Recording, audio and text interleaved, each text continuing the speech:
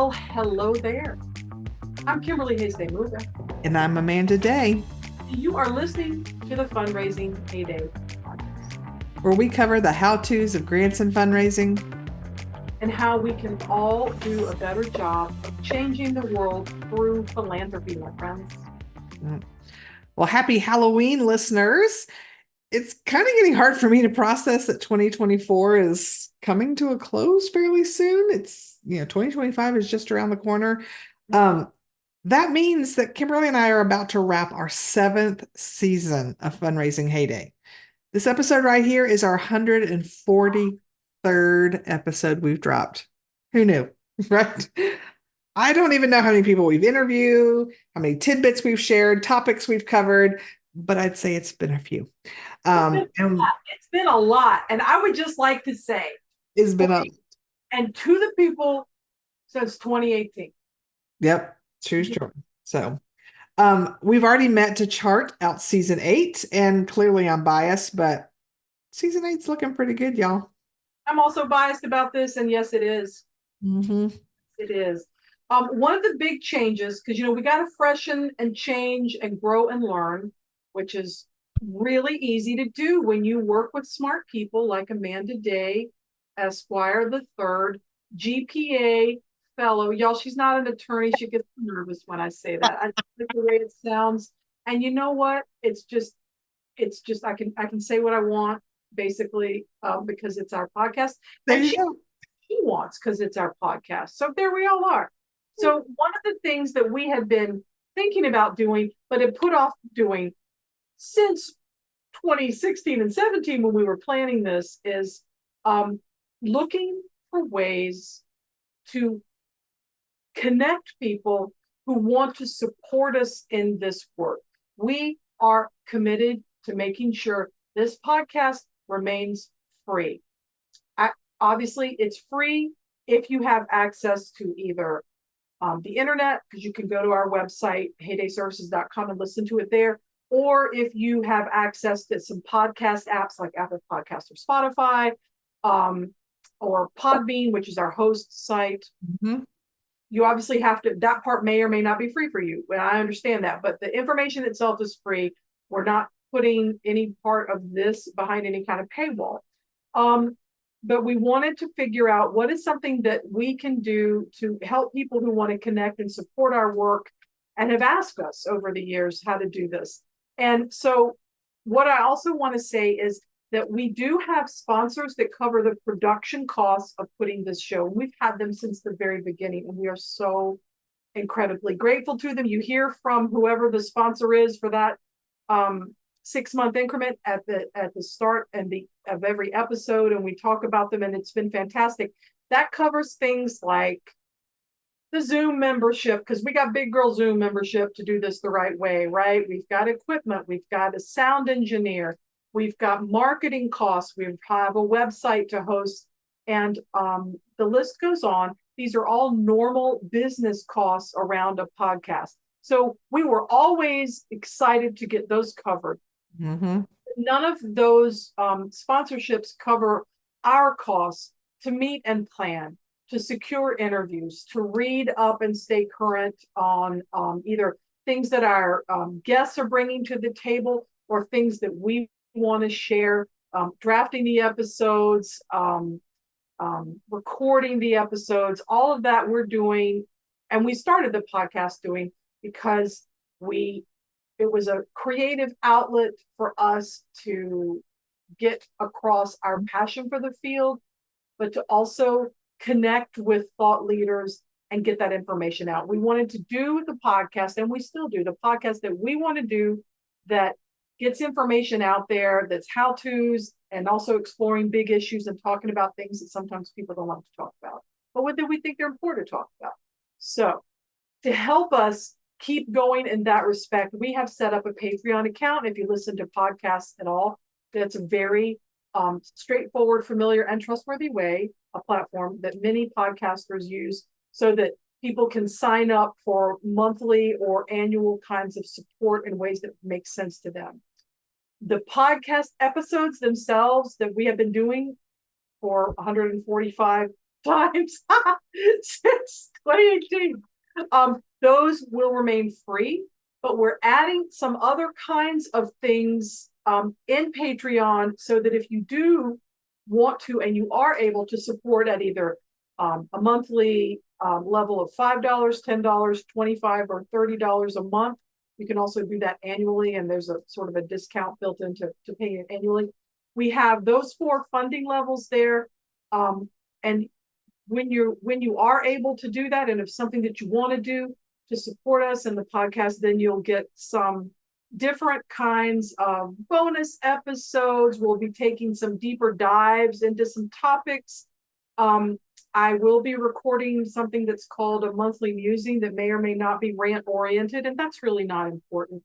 Amanda is going to be putting together playlists. We're going to move our book club to this platform, and a lot more. So you can check it out and see if that is going to work for you. You can find links to that on our website, which is haydayservices.com, HAYDAY services.com. Yep. So, yeah, whether you've been a loyal listener since day one when we launched season 1 in all its entirety, you found us this episode or somewhere in between. We appreciate our listeners. That's why we keep doing what we do. We love it, but there's no point if we're just speaking off into the distance and nobody's paying any attention. So thank you so much. We hope you'll take a look at our extra offerings. Kimberly and I had so much fun putting together, thinking about things we think we would enjoy doing, things that you would like to do to just build that community, get to know one another better. So we hope you'll check that out. Like Kimberly says, you can find the details at haydayservices.com. And that'll be taking place starting officially in January 2025. And we've created levels that start at much less than a lot of subscriptions for a lot of things, or lots of fancy coffee drinks that you may be picking up every morning to get you through the day. Just want to point that out. Don't want to take away your coffee, but I just want to remind you that if something's important through your day. Yeah, put that out there. So today we are taking a deep dive into a thrilling, chilling subject just in time for Halloween. Actually, it can be scary, right? And What we're talking about is bum bum bum IRS 990 forms, y'all. Woo! We're gonna look into it. It's not really that scary, but it can be maybe a little unnerving, and we're gonna be breaking it down and talking about it. And we hope that together we can all figure this out to make the process a little more manageable and understandable and not so scary. So we are absolutely thrilled that SNF Writing Solutions is our podcast sponsor for the second half of 2024, season 7, if you can believe it. Founder and CEO Stacy Fitzsimmons, a self-proclaimed data geek, is a seasoned grant pro who's raised and managed hundreds of millions of dollars. She's a certified compression planner, and she has broad management experience across a lot of different industries like restaurants, retail, technology, healthcare, nonprofits, the arts, and state government. She is sharing her decades of experience bit by bit with us, so take a listen. So Stacy, enlighten us. What is currently lacking in grant training? Oh, goodness. I think there's a lot of great training out there. I really do.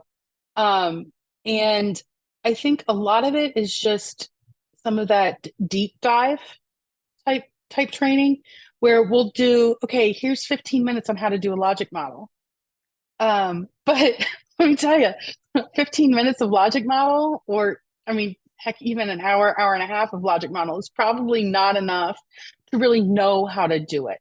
So I think one of the things as an instructor is that we also miss that feedback loop. And this is sometimes really hard to do in training. But it's something that I've instilled in some of the online training that I do, where there's actually assignments, there's homework that you can actually go and try and then send it back to say, did I get it? Or am I still like way off out there in left field picking the daisies? So I think that's probably some of that is that when we talk about training in a corporate sense or in an actual educational sense, there's always that feedback loop. And one of the things that I think is missing in some of the professional development is that feedback loop. To find out more about Stacy Fitzsimmons and her incredible team at SNF Writing Solutions, visit snfwritingsolutions.com. If you want the tools and resources to up your organization's grant game, check out their services provided page and reach out to them today. Well, I'd like to start off the episode with a quick admission. My first 15 years in the grant field, I worked for local government, which means I was writing federal and state grants. I mean, every now and then I might get a grant from, say, Target or Walmart for like our canine dogs or something like that. But they had such lovely websites that everything I needed was there. For 15 years doing grants, I had never looked at a 990. You were also doing your prospect researching, right? Looking for grant opportunities, not with private funders. Oh, no.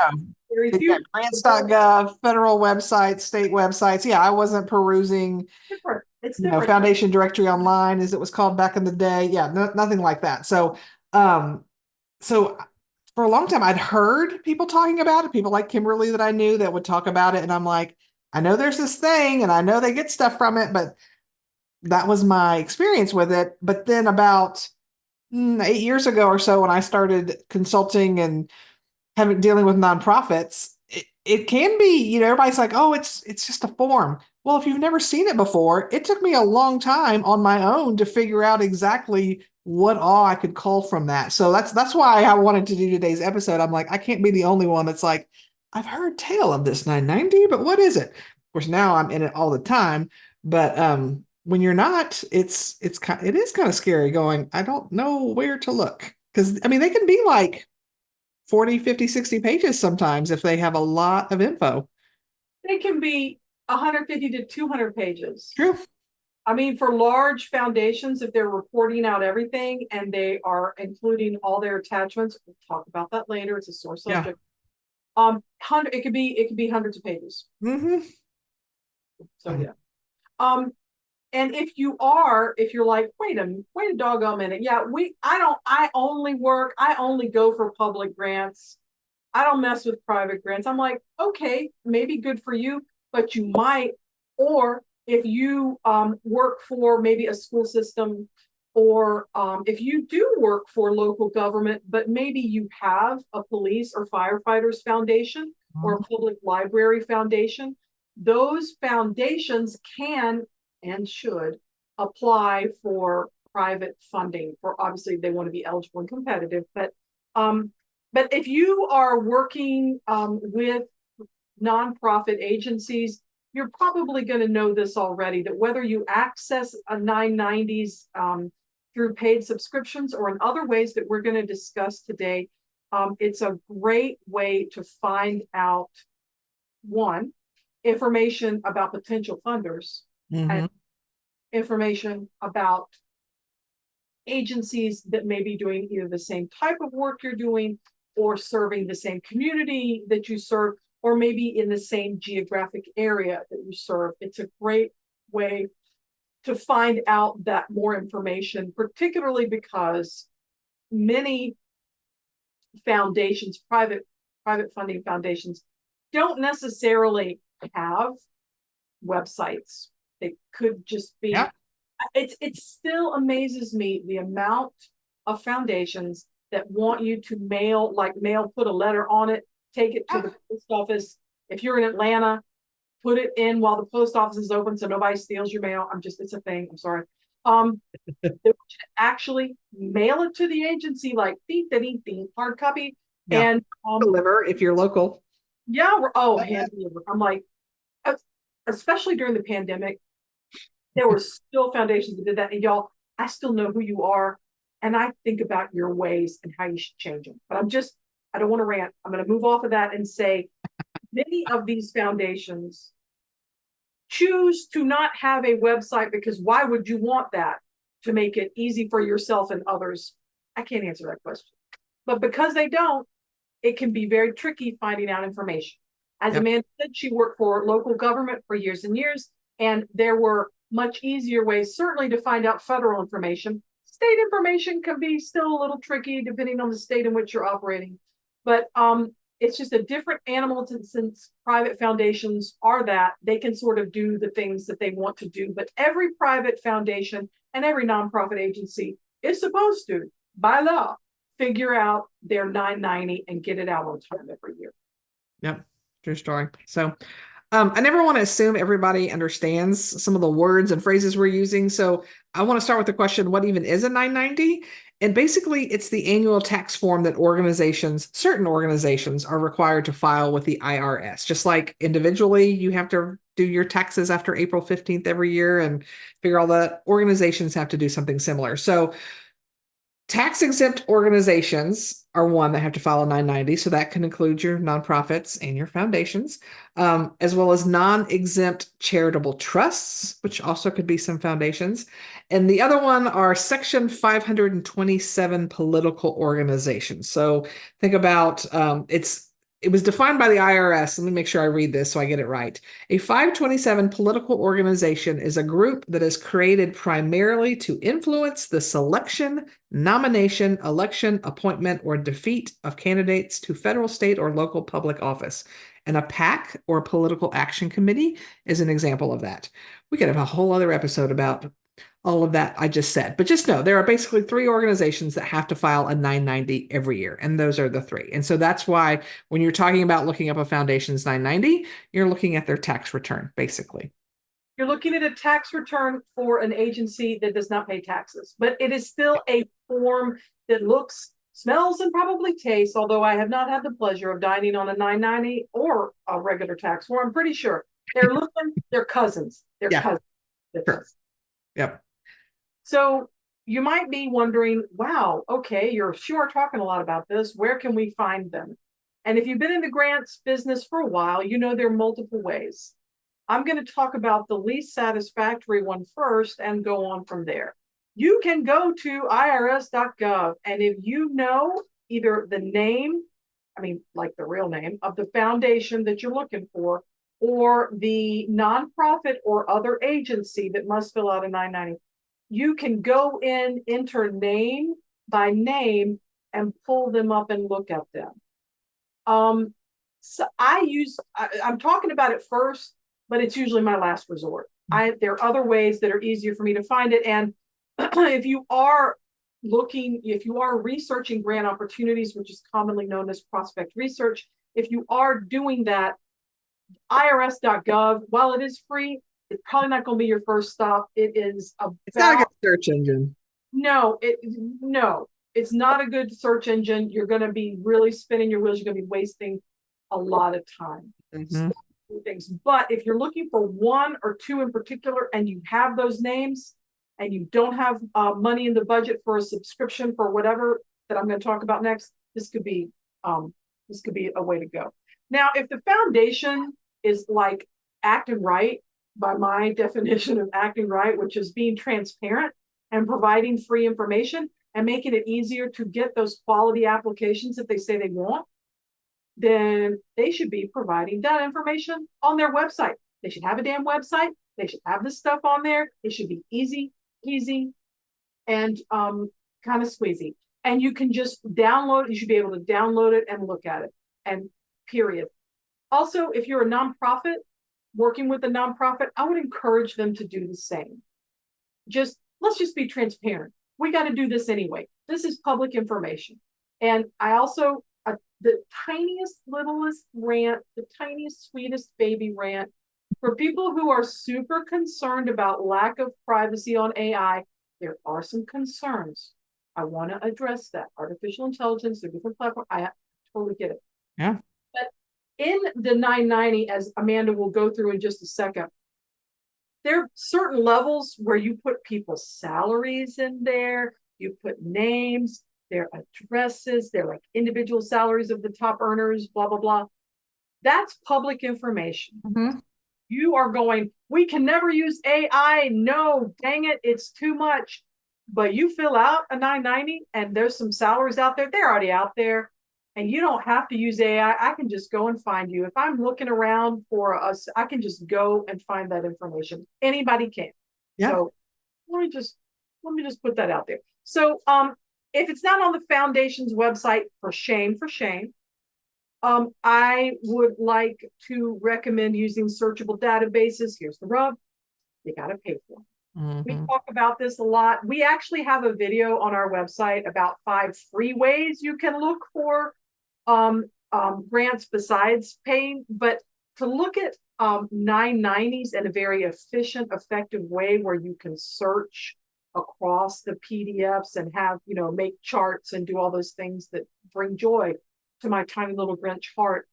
You really ought to look into a database. There are some Candid, which was formerly known as Foundation Directory Online, does have partnerships with some institutes of higher learning and also some public libraries and university and college libraries across the United States where you can find that. GuideStar is another place, it's guidestar.org. You can access a limited number of 990s each month for free. You do have to set up a free account with them to do that, or you can pay for that. ProPublica, which is an investigative reporting nonprofit, they also have some access to 990s and information. They also work off of donations and other things, but ProPublica, you can check them out. Grant Station, if you're a member of the Grant Professionals Association, Grant Station, a subscription to that is included with your annual membership. That's another place where you can go and access 990s. There are other paid databases that, and the ones that we were talking about are sort of industry standards and are sort of $2,000 a year for the top, all the candy and below. There are many, many more, and there could be, like I said, universities that have large scale access to that, and maybe if you have a connection, whether you're partnering with them or something, that could be a way to do it. But those are some of the best ways to find them effectively. And I totally get if people want to really limit their budgets, but I would caution you if you're looking to raise millions of dollars in grant funding, but the agency that you're either contracted with or working for doesn't want to splash out for $250 membership in Grant Professional Association that will get you Grant Station. Let's look at some priorities and look at the right tools to get the job done. I am not paid by Grant Station or Candid or any of these places to talk about this. But this is just me telling you, you need the right tools to get the job done. If you're just getting started out and it's an all volunteer organization, but you've been in business or you've been around long enough to where it's a good idea for you to look for grants, but you don't have a budget, yes, there's some free options. But if it's infrastructure is there and the hang up is that they don't want to spring for research, then I think that that is a common thread with a lot of nonprofit agencies, that you're not getting the basic tools to get the job done. Yeah. Well, and what Kimberly's talking about is the basic tools. This leads us to, why do we even care about the 990? Like, okay, great, it's their tax return. Why do we care? We care because it gives so much information. And like Kimberly has said several times, so many foundations don't have a website. So if you don't have their 990, there's no way for you to even, one, know they exist, or two, know how to apply to them. Okay. So when you've done your research, you found the 990 of a potential funder, things that you want to look at, you want to see, who do they give funding to this last round or this most recent round, right? And how much? Because one of the requirements of their 990 form is to list who all they gave grant funding to. And it typically lists the name of the organization, the city and state where they're located, or overseas if that's the case, and how much money they gave. And they're supposed to have a category, but oftentimes it just says program or general operating. So it's not like specifically. Sometimes some of them do give more details, which I find super helpful, but that's not always the case. Although it's still nice to know, oh, hey, they tend to give a lot of general operating support. That's really nice. We could use that, right? So that's one of the things I'm looking at, because I can see, are they giving grants in the area I'm located? Are they giving to similar types of organizations or organizations that do similar work? Is every grant they're awarding $500, or is it a range of funding? All of these things help you decide if this is a good fit for you or not. So that's one of the things you can see on a 990 form. You can also find out whether or not they accept unsolicited proposals. There are plenty of foundations out there that don't. You can, if they check that little box. Like they're supposed to. Yes. If they don't, and they're like, oh, it doesn't. I'm making a face and I'm talking in that voice because Annoying. It's annoying. That's why, yes. annoying. But this is also why I just wanted to add on to what you said. Yes, you can look at their giving history for the last time they turned in a 990. But if it's somebody new that I'm researching for a client, I'm going back 3. I want to see the last 3 because Yeah. the girl's looking for giving patterns. Yep. What are their trends? They accept unsolicited proposals, which all that means is anyone can turn in a proposal to them, but yet they give to the same 5 organizations every year, the same amount, and they've done that for the past 3 years. That is not top of my list for a foundation I want to pursue. Absolutely. And sometimes the only way you know that is by looking through this form and seeing what they do. So Yep. I'm a big believer in, yes, get the most current one, which we'll talk about in a second, is always not what you think it is, but go back and look too, because you can, and you can also see not only the giving history, but the total assets of the foundation, which is also really important. Very important. Yep. What's their capacity? Anyway. Yep. So, and Kimberly mentioned that little box. There really is a box that they check with a check mark that just says, check here if you do not accept unsolicited proposals. So, and like Kimberly says, it doesn't mean you were like, oh, I'm never going to look at them. I may still put them on the list if the stars align and maybe someone from this board knows someone from that board, but it's a whole different ball game when they don't accept that. So that's helpful to know. It also explains to you kind of how to apply. They're going to list contact information, whether, it may be one of those that you're mailing in. So you may get a name and an address. There could be an email address. There could be a website listed, but you're going to get some sort of contact, which again, if they don't have a website, you need that to know how to get a hold of them. It's going to tell you how you submit the application to them, whether it's hand delivery, mail, whatever.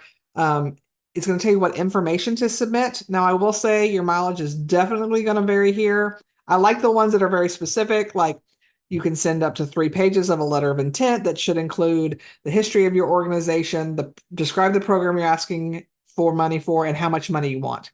Mm-hmm. And also a copy of your 501c3 letter. I like those. Sometimes it just says submit a letter. Okay. But it does tell you generally what to submit. If there are any deadlines, in my experience, it's going to be one of 3 things. There's going to be no deadline, meaning they accept applications at any time. It'll be once a year, or it's going to be quarterly when their board meets. Now, every now and then you may have something different, but that's kind of what I tend to see over and over again as far as what deadlines are happening. And then they have a space for them to list any restrictions. Oftentimes what is listed are geographical restrictions. So like we only give in Texas, or we only give in New York, or something like that. That's helpful, but it still doesn't always tell the whole story, because I've seen plenty that'll say we only give in Texas. And I'm like, sweet, I'm working on an organization in Houston.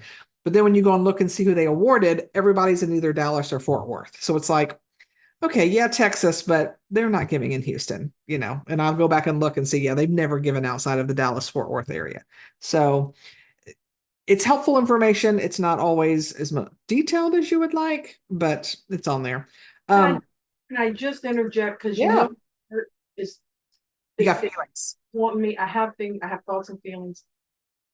If you work with a foundation, if you know an accountant that works with foundation, can y'all just not put the information that you want out there? Because let's say Amanda is a very intelligent and well accessorized grant professional who is going to look at that and go, oh, you say Texas, but what you mean is Dallas, Fort Worth. But how many other people might go, well, they said Texas, we're in Texas, maybe we'll be the one. We'll be the one that's not in Dallas, Fort Worth. They're going to see us and it's going to be great. And they put all this time and energy into filling out a proposal when the people that will not have a website, that will not modernize, and will not help you, then get a raft of proposals that are not germane to what they fund. And then they're like, well, people just don't understand what, and I'm like, y'all, if you could just be clear, and Yeah. you gotta fill out a 990 anyway, what Mhm. about information on Yeah. there? Then we can all get along. Because, you know, if you are more specific, instead of send a letter of application and a budget, then you might actually get some quality proposals that meet your needs, which you have not expressed before on the 990, because no one knows how to read your mind. Thanks for coming to my TED Talk. That was a beautiful TED Talk. But also very valid. So listen up, foundations. Um, Something else I like to look for on the 990 is who is on their board of directors, especially if it's a foundation that's local to where the organization is, because chances are people may know each other. So that's something I'm always pulling that information going, hey, client, does your board or any of your staff know any of these people? Because if we can start building relationships before we submit an application, it's going to up our chances. So I'm looking for that information. And the last thing, like Kimberly mentioned, it's also going to list their assets. Because let me tell you, it's a big difference if you've got a foundation whose assets are 69,842 million. They've got a lot of money versus someone whose assets are $10,000. Well, they're probably not going to be open very long, right? And they may only give $100 versus somebody Yeah. who's able to give some six-figure gifts. Not knocking the smaller grants. Maybe that's what you need. That could be a great fit if you're like, I just need $500 to do this small program. Then that might be the right fit. But knowing their overall assets will help you determine if it's a right fit for the type and size of the project that you're doing. That's true. Wow. As you have already heard from me, there are downsides to 990s, and I have thoughts and feelings about them.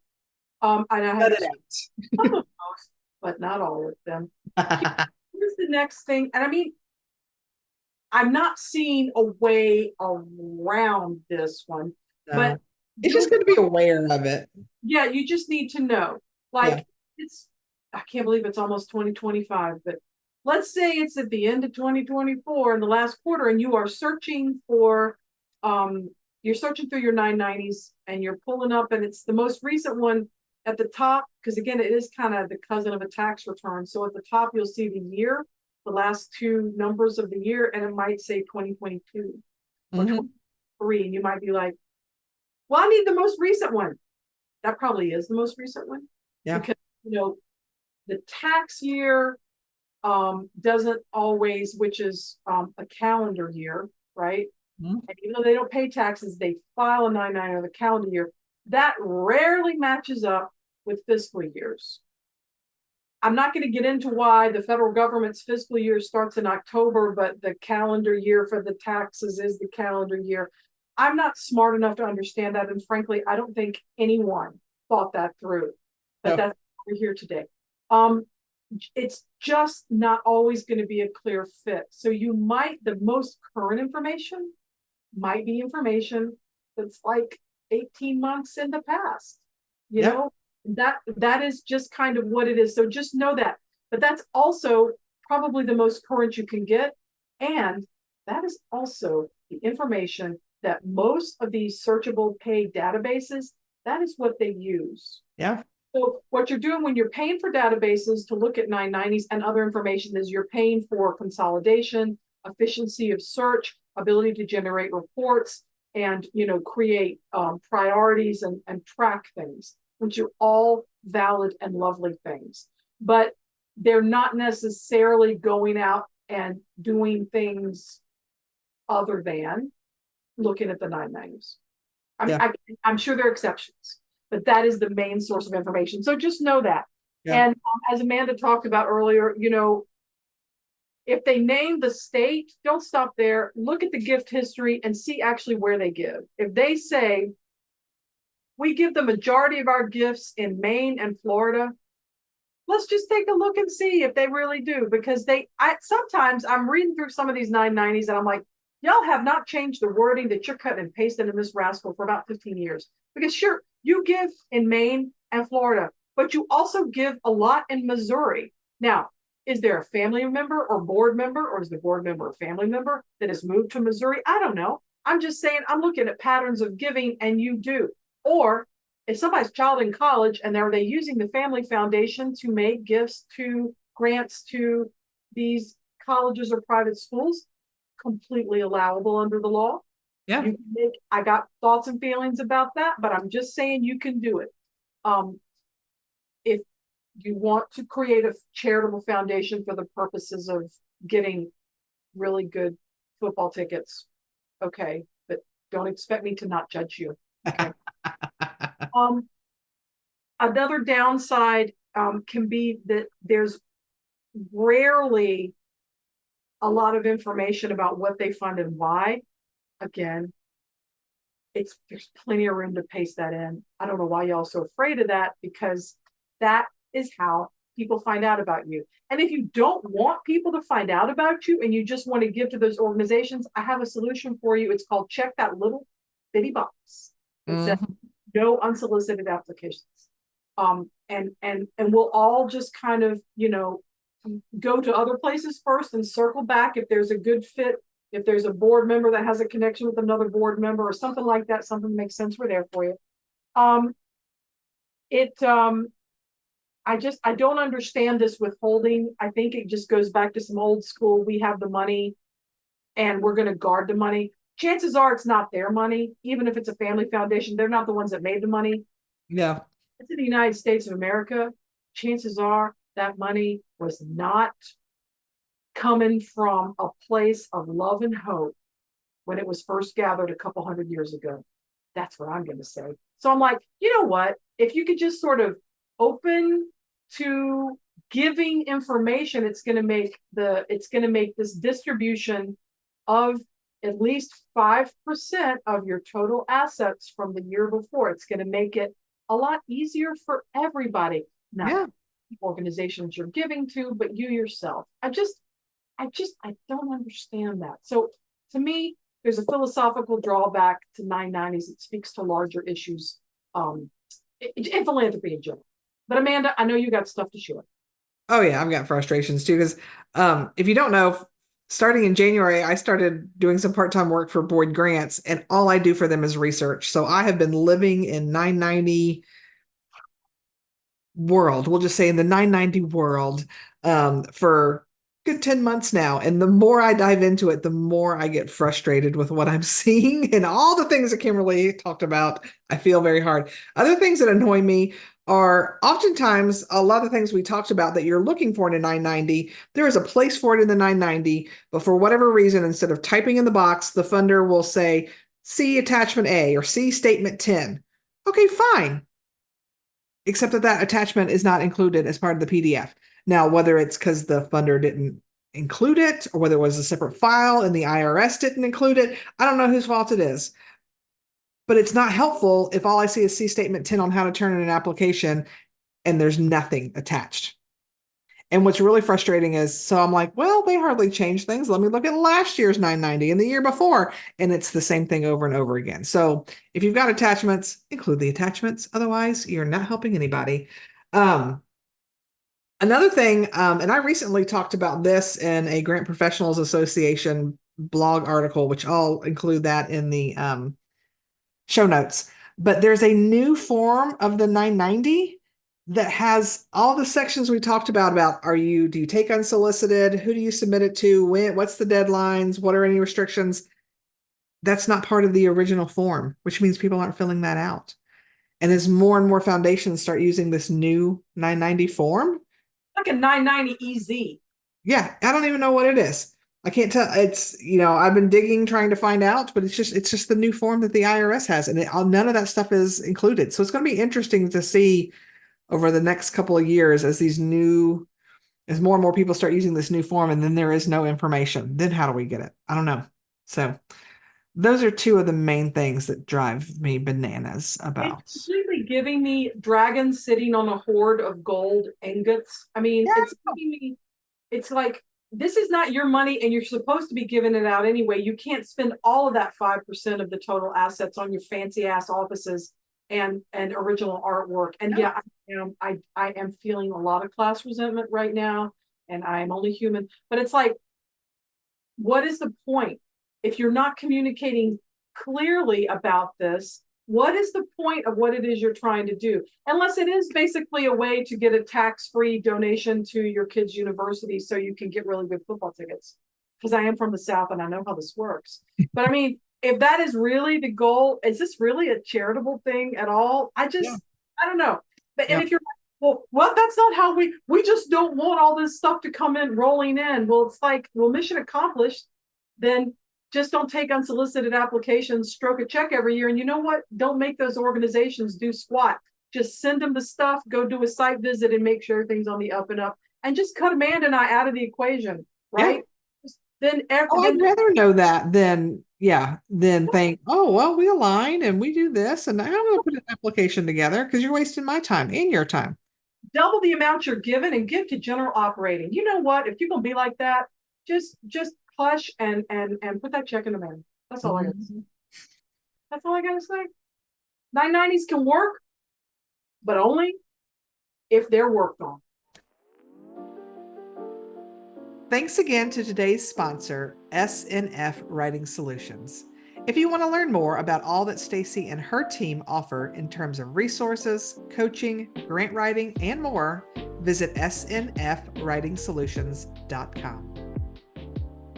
Hey, you're going to be listening to this, or it's actually going to drop on Halloween, right?